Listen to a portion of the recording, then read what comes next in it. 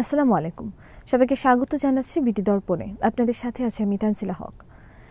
শেখ হাসিনার ফ্যাসিবাদী শাসনে গুমের সাথে জড়িত রাঘব বোয়ালদের বিচার শুরু হয়েছে। এই প্রথম উচ্চ পর্যায়ের সেনা কর্মকর্তাদের বিরুদ্ধে ওয়ারেন্ট জারি করা হয়েছে, যার মধ্যে সেনা গোয়েন্দা সংস্থা ডিজিআইএফের ৫ জন সাবেক জেনারেল রয়েছে। দৈনিক আমার দেশ ও ডেইলি স্টার এ নিয়ে বিস্তারিত প্রতিবেদন প্রকাশ করেছে। আন্তর্জাতিক অপরাধ আদালতে মানবতা বিরোধী এই বিচারের মাধ্যমে বাংলাদেশে গুম ও বিচার বহির্ভূত হত্যার ক্ষেত্রে নতুন নজির স্থাপন হতে যাচ্ছে। বুধবার আন্তর্জাতিক অপরাধ ট্রাইব্যুনালে তদন্ত প্রতিবেদন দাখিলের মাধ্যমে এই কার্যক্রম শুরু হয়। এদিন তদন্তে পাওয়া অভিযুক্তদের গ্রেপ্তার আদেশ চাইলে প্রতিবেদন আমলে নিয়ে আসামিদের বিরুদ্ধে পরোয়ানা জারি করে আদালত।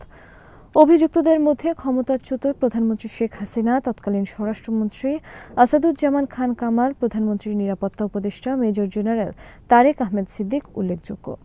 এছাড়া সেনা গোয়েন্দা সংস্থার ৫ সাবেক প্রধান ও পুলিশের সাবেক আইজি সহ ২৮ কর্মকর্তা আছেন।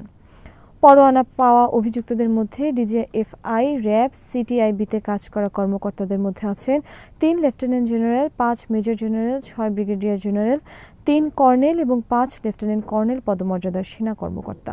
অভিযুক্তদের মধ্যে ২৩ জনই সামরিক কর্মকর্তা। তাদের মধ্যে ১১ জন এখনও সশস্ত্র বাহিনীতে কর্মরত। এছাড়া আছেন সাবেক আইজিপি বেনজির আহমেদ। এসব আসামিকে গ্রেপ্তার করে ট্রাইব্যুনালে হাজির ও শুনানির জন্য আগামী ২২ অক্টোবর দিন ধার্য করেছে ট্রাইব্যুনাল। ট্রাইব্যুনাল ১-এর চেয়ারম্যান বিচারপতি মোহাম্মদ গোলাম মর্তুজা মজুমদারের নেতৃত্বাধীন ৩ সদস্যের বিচারিক প্যানেলে এ আদেশ দেয়। প্যানেলের অন্য সদস্যরা হলেন বিচারপতি মোহাম্মদ শফিউল আলম মাহমুদ এবং অবসরপ্রাপ্ত জেলা ও দায়রা জজ মোহাম্মদ মহিতুল হক এনাম চৌধুরী। গতকাল প্রথমবারের মতো ট্রাইব্যুনালে মানবতা বিরোধী অপরাধের মামলায় সামরিক বাহিনীর কর্মকর্তাদের বিরুদ্ধে আনুষ্ঠানিক অভিযোগ দায়ের ও গ্রেপ্তারি পরোয়ানা জারি করা হয়। আসামিদের মাঝে বিভিন্ন বাহিনীর শীর্ষ কর্মকর্তাদের অনেকেই পলাতক। আসামিদের বিরুদ্ধে জেআইসি তথা আয়নাঘর এবং টিএফআই তথা র্যাবের আয়নাঘরের মাধ্যমে মোট ৩৪টি গুমের ঘটনা সংঘটনের মাধ্যমে মানবতা বিরোধী অপরাধের অভিযোগ আনা হয়েছে। এর মধ্যে র্যাবের টাস্ক ফোর্স ইন্টারোগেশন সেলে আটকে রেখে নির্যাতনের মামলায় ১৭ জন এবং জয়েন্ট ইন্টারোগেশন সেলে বন্দী রেখে নির্যাতনের মামলায় ১৩ জনকে আসামি করা হয়েছে। টিএফআই সেলে বন্দী রেখে নির্যাতনের ঘটনায় মানবতা বিরোধী অপরাধের মোট ৫টি অভিযোগ আনা হয়েছে। পাশাপাশি জেআইসিতে বন্দী রেখে নির্যাতনের ঘটনায় মানবতা বিরোধী অপরাধের আরও ৫টি অভিযোগ আনা হয়েছে। ট্রাইব্যুনালের আইন অনুযায়ী অভিযুক্ত আসামিদের সরকারি কোনো পদে চাকরিরত থাকার সুযোগ নেই। দুটি মামলার মধ্যে জেআইসিভুক্ত ১৩ আসামি হলেন ক্ষমতাচ্যুত প্রধানমন্ত্রী শেখ হাসিনা, তার নিরাপত্তা বিষয়ক উপদেষ্টা মেজর জেনারেল তারেক আহমেদ সিদ্দিক এবং ডিজিআইএফআই এর সাবেক মহাপরিচালক lieutenant general Akbar Hossain, major general Saiful Abedin, lieutenant general Saiful Alam, lieutenant general Ahmed Tabrez Shams Chowdhury ও major general Hamidul Haque. DGFI এর সিটিআইবির সাবেক পরিচালক major general Mohammad Tohidul Ul Islam, major general Sheikh Mohammad Sarwar Hossain, major general Kabir Ahmad, brigadier general Mahbubur Rahman Siddiqui, brigadier general Ahmed Tanvir Mazhar Siddiqui এবং লেফটেন্যান্ট কর্নেল মকসুরুল্লাহ হক।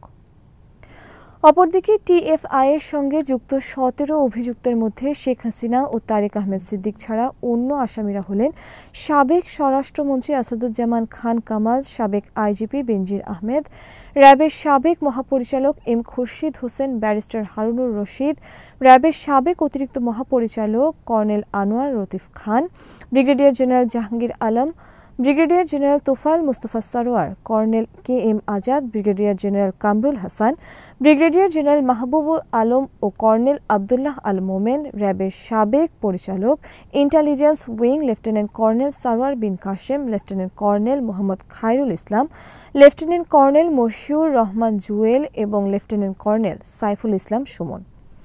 আদালতে রাষ্ট্রপক্ষে আবেদনের শুনানি করেন চিফ প্রসিকিউটর মোহাম্মদ তাজুল ইসলাম। তাকে সহযোগিতা করেন প্রসিকিউটর গাজী মোনার হোসাইন তামিম।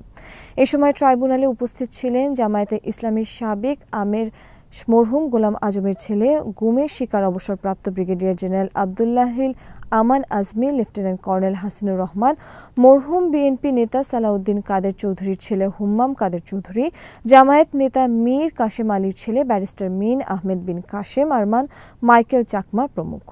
ট্রাইব্যুনালে আবেদনের পক্ষে তাজুল ইসলাম বলেন, গুম, গোপন বন্দিশালায় আটক, নির্যাতন, হত্যাকাণ্ড সহ বিভিন্ন অপরাধে জড়িত এই আসামিরা তারা বাংলাদেশে এক ভয়াল পরিস্থিতি তৈরি করেছিলেন।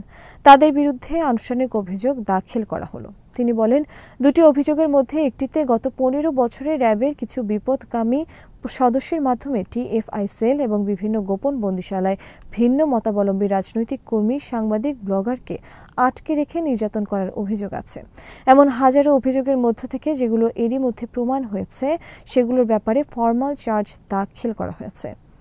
এ সময় ট্রাইব্যুনালে দেওয়া বক্তব্যে চিফ প্রসিকিউটর বলেন, গুমের শিকার ব্যক্তির হাত কেটে ফেলা, নখ উপড়ে ফেলা, ঘূর্ণায়মান চেয়ারে বসিয়ে কিংবা ইলেকট্রনিক শক দিয়ে লোমহর্ষক নির্যাতন করা হতো। এছাড়া গুমের শিকার বন্দীদের আলাদা কোড নেম ছিল। বিশেষ বন্দীদের ডাকা হতো মোনালিসা নামে, আর গুম ঘরকে বলা হতো আর্ট গ্যালারি, যা পরে আয়নাঘর হিসেবে পরিচিতি পায়। অন্যদিকে গোপন বন্দিশালাগুলোকে হাসপাতাল বা ক্লিনিক নামে ডাকা হতো, আর গুমের শিকার ভুক্তভোগীদের বলা হতো সাবজেক্ট। বিনা অপরাধে 8 বছর গুম ছিলেন আজমি। গুমের মামলার প্রথম প্রতিবেদন দাখিল উপলক্ষে গতকাল ট্রাইব্যুনালে উপস্থিত ছিলেন হাসিনা সরকারের আমলে গুমের শিকার ব্রিগেডিয়ার জেনারেল আব্দুল্লাহিল আমান আল আজমি। তিনি অভিযুক্তদের বিচার দাবি করে সাংবাদিকদের বলেন, বিনা অপরাধে ডিজিএফআই আমাকে প্রায় 8 বছর বন্দী করে রেখেছিল। সব জুলুমের বিচার চাই। কেউ আইনের ঊর্ধ্বে নয়। অপরাধী যেই হোক তাকে আইনের মুখোমুখি হতে হবে। ক্ষমতাচ্যুত প্রধানমন্ত্রী সহ যারা জড়িত ছিল তাদের সবার বিরুদ্ধে মামলা করেছি। ব্যারিস্টার আরমান বলেন, আমি 8 বছর অন্ধকার ঘরে বন্দী ছিলাম। তখন মনে হতো সংবিধান, মানবাধিকার, আইনের শাসন এসব কোথায়। গত 16 বছর সংবিধানের ধারাগুলো শুধু কাগজের ওপর কালি ছিল, আর কিছুই অবশিষ্ট ছিল না। হুম্মাম কাদের চৌধুরী বলেন, আজ এখানে আমার পরিবারকে নিয়ে এসেছি। একটি বিষয় জানা দরকার, গুম হয়তো আমাদের করা হয়েছে, কিন্তু ভোগান্তির শিকার হয়েছে আমাদের পরিবারগুলো। 7 মাস গুম ছিলাম, কিন্তু বিশ্বাস ছিল একদিন বাংলার মাটিতে এর বিচার পাবো। অপরাধীদের অনেকে পালিয়ে গেছে, অনেকে দেশে আছে। যারা দেশে আছে আশা করছি শিগগির তাদের আটক করা হবে। যারা পালিয়ে গেছে তারা যেখানে থাকুক খুঁজে বের করা হবে।